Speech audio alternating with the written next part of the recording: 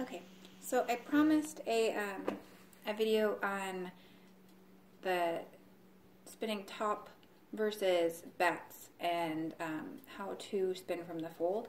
So I'm going to try to do that here.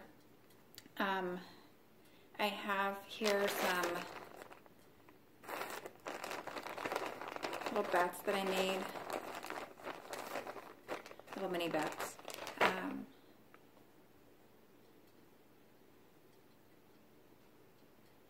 Just kind of pulled off the carder.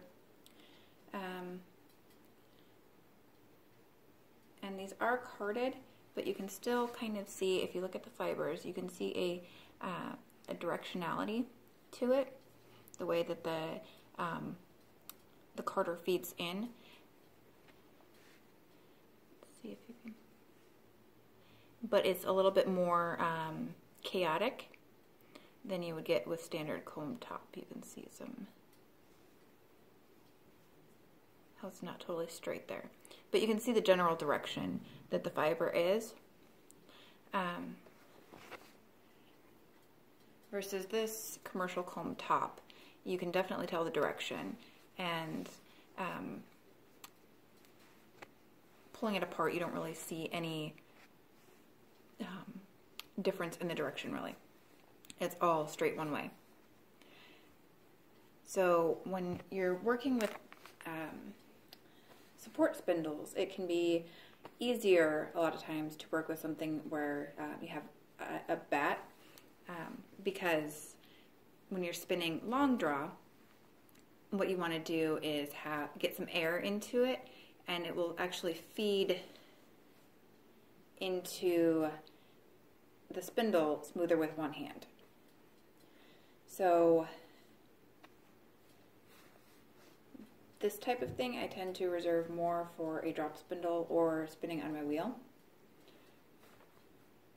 And this is more of what I would like to do on a support spindle. So I'm just going to show you how I get started. I'm going to go ahead and feed off of the end here just to kind of get a leader going. But I'm going to feed it in from the side more than the front, so it's going to actually kind of go down the side of it a little bit. And here I'm just slowly turning it with my finger, and I'm kind of holding it on, so I'm not really letting go of the spindle. And drafting out, putting some spin in, drafting out.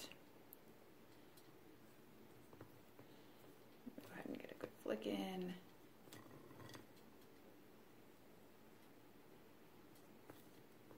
And this particular spindle has a cup stop on it that helps the cup from sliding up here as it narrows down. It also means that when I start the spindle, I can't just slide it further down the shaft. I have to actually take it off and wind it back on. So that's what I just did there.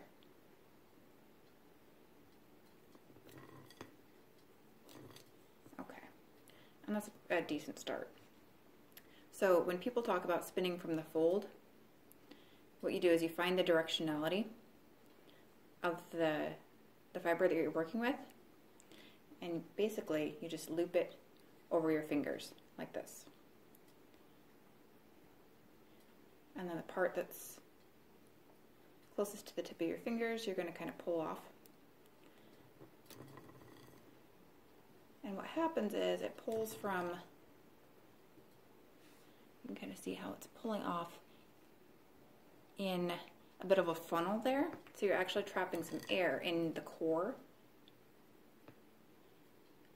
Smooth it out a little bit.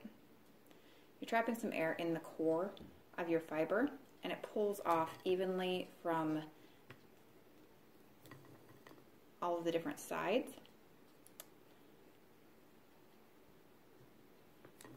And it tends to not get twist locked like it would if you're not pinching off the twist from a comb top.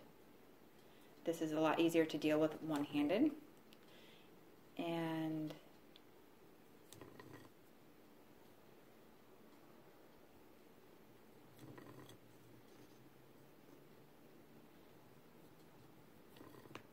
you get going pretty quick this way. The Russian spindle that I'm using it's holly. It spins extremely quickly. So, and it has a short spin time. So what I end up doing is, it's a very park and draft. I'll flick it, and it only spins for 2 or 3 seconds. Then I'll stop it and catch it, and then draft out. Put some more spin in, draft out, spin, draft out. And I know my hand is going way off the screen, but you can kind of see how much is going on here. Draft out, draft out.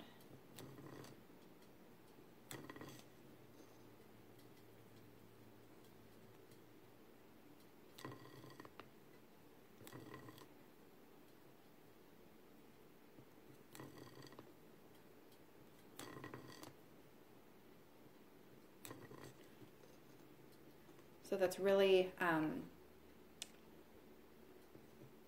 kind of the way that I suggest people start learning on a support spindle, because you're concentrating so much on flicking, and when you have something like this, you really just get a quick flick in and then it stops, and then you can work on drafting.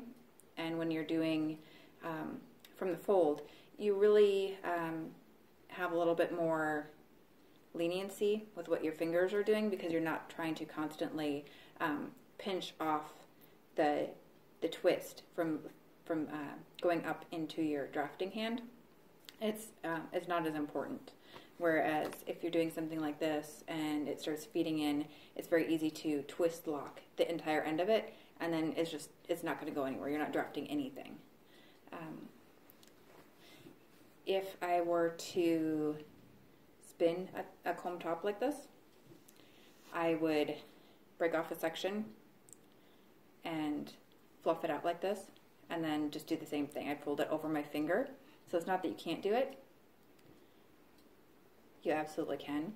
You just have to take a little bit of second to maneuver it to be able to do a long draw like that. And then the other option is too, if you have a blending board, you can take even little battlings like this if you wanted to do it, or comb top like this, and you can make Rolags out of it. And those you just end up feeding right off the tip of it. It's basically a quick and easy way to spin from the fold, because the entire end of the circle just feeds off into the cylinder that you're trying to make. So yeah, that's a really basic introduction to the different ways to get started on a supported spindle. So thanks.